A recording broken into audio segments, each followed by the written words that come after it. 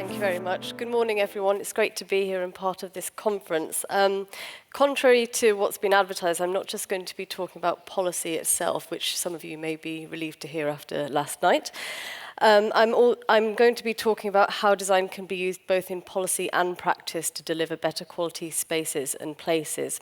So over the next 20 minutes, I'm going to give you a brief overview of what we mean by design in the round. I'll highlight some examples of emerging best practice in this area, and I'll also suggest some ways we could perhaps apply these examples to achieve the aims of this conference, to inform Habitat 3 and to deliver these places and spaces we've been talking about.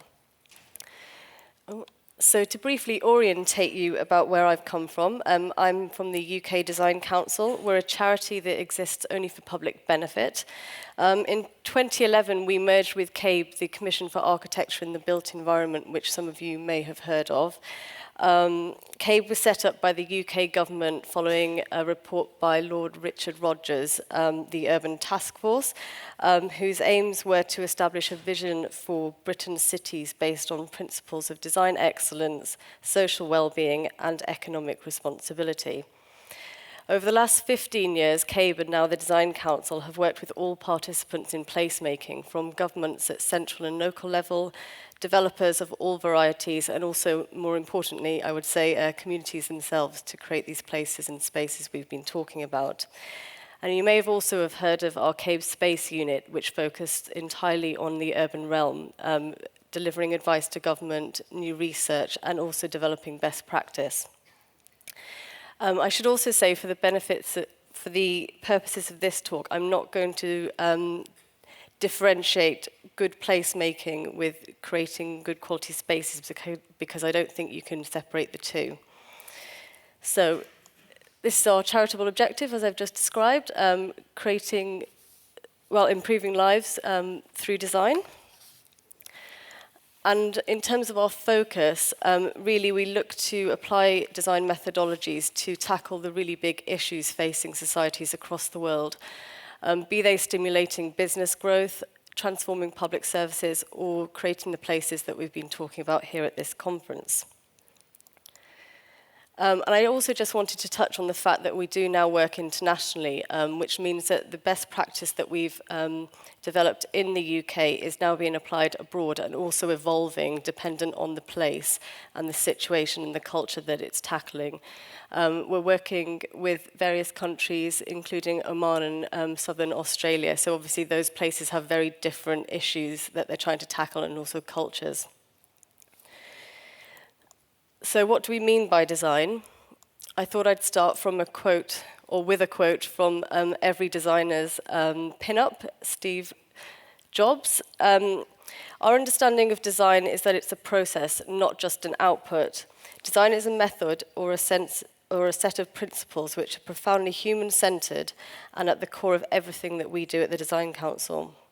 Through design, we help to uncover the real needs of people and to deliver better quality products, services, places, and spaces. And relevant to this discussion here at this conference, design, as we've touched on many times, is a powerful tool to engage those communities that we've been talking about, the user of the places and spaces. So specifically to do with places, having looked at the documents produced by the drafting committee, the World Urban Campaign's The City We Live In, and of course the UN Habitat's vision for Habitat 3, which was produced in 2013, I think there's three key areas where design could play a real role. Firstly, around national urban policy. Second, around the local fiscal systems. And thirdly, around this investment in basic urban services. So to begin with the first, national urban policy, it may sound obvious to us all here today, but it's absolutely critical that national planning policy includes a requirement to achieve good design through the planning process, that there's a requirement for those developments to create better quality places for all. In addition, it's also key that these planning policies are backed up by guidance that defines what we mean by a good quality place and space, and it's issues and assets that we've been talking about today, so that they're sustainable, inclusive, and resilient. So what can be done? It's not enough to make the case to government to require good design in their national policy. It's also critical that those governments are equipped with the tools that they need to deliver through the planning process. So, for example, the UK government recently revamped its own national planning policy and made a requirement for good design to be achieved through planning. Not only did it do this, it also recognised the tools that are needed to do so, including design review, which some of you may use in this room. Design review is a proven method of improving the quality of development by bringing together a panel of multidisciplinary experts in order to provide advice to those decision makers about what good design looks like so they can make better decisions. Design review is helping schemes across the world to be better and helping those decision makers. And I've met friends here at this conference in Australia, Canada, and America that are using design review to improve the quality of their schemes in their countries. I just thought I'd flag some examples of where this has really worked in the UK. The first top left is the Shard and the London Bridge development, so big iconic infrastructure examples there. This is the London 2012 Olympic Park, where design review really helped set the bar for design quality in the delivery of that park, but is also now helping to secure the legacy for the communities in the surrounding area.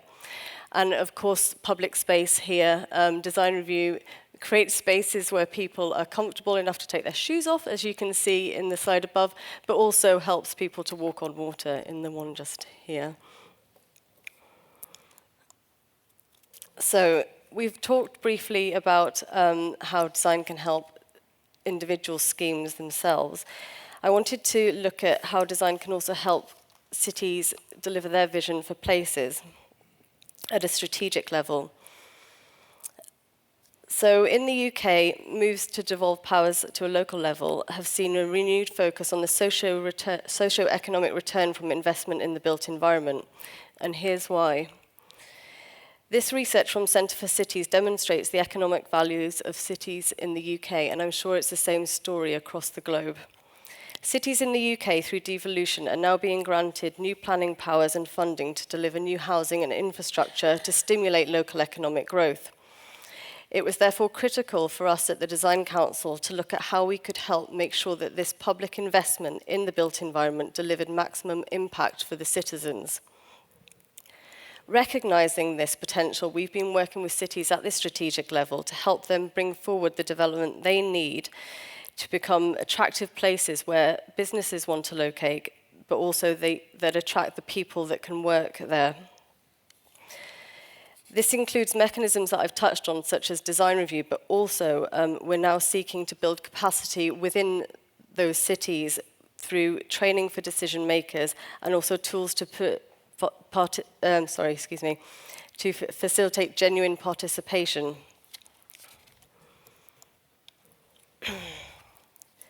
So at this conference, we've naturally focused on the built environment, but I also wanted to touch on public service design. To create truly sustainable places, it's impossible to do so without looking at the design of our public services.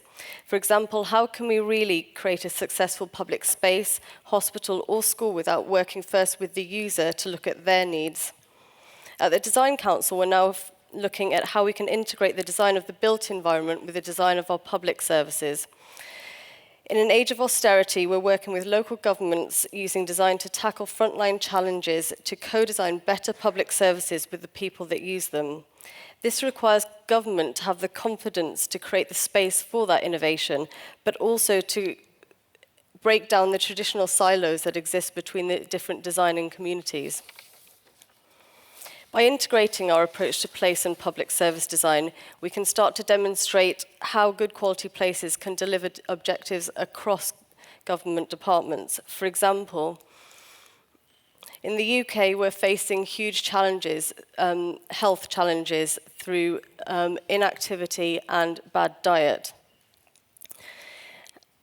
To address this, we've been working with cities, developers, and the communities themselves to look at how we can really start to encourage physical activity in the built environment, to start looking at how we can change that to improve the health outcomes. And some of you may have heard of Alderhay Hospital in Liverpool, which was a great example of where a hospital was redesigning its services, and it looked at the assets around it, which included a public park. And they brought that park into the redevelopment in order to really promote health and well-being aspects. And I should also say that this isn't anything new. This is happening across the world. So in America, you've got the Office for Urban Mechanics in the Boston Mayor's office that are looking at both the physical and the public service design here. So in conclusion, there's three areas really where I think there could be a real opportunity for design here. One is around national urban policy, making it a requirement in those national policies for a good design. Two, around local fiscal systems. How do you really use the built environment to support these? And at a strategic level, I think it's key to have those tools embedded in policy, such as design review.